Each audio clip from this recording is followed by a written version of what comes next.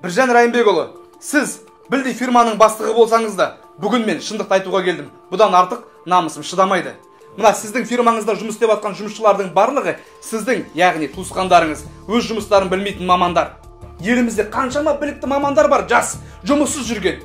Міне, сіз сияқты бастықтардың арқасында бұндай фирмалар жоғары қарай өрлемейді. Бағлан Бақытбекұлы, мен сізді не байлап қойып жұмыс өткізіп жатырмын ба? Неге маған діңкілдейсіз?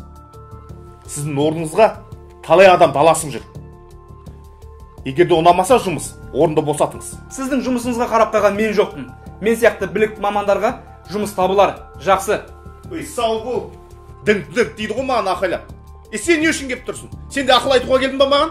Жоқ. Не үшін келдің? Мен сіздің не сіздің? көтіңізге кірсем ба деп едім. Ау?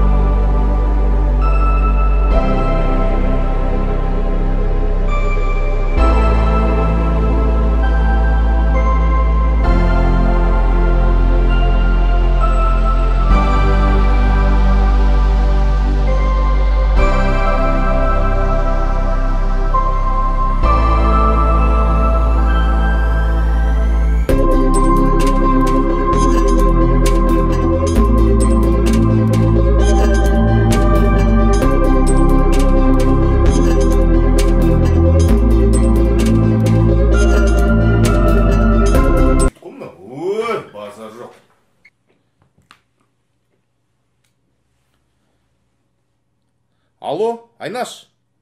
Біз ана завхоз бар ғой? Соны өлтеп тастап.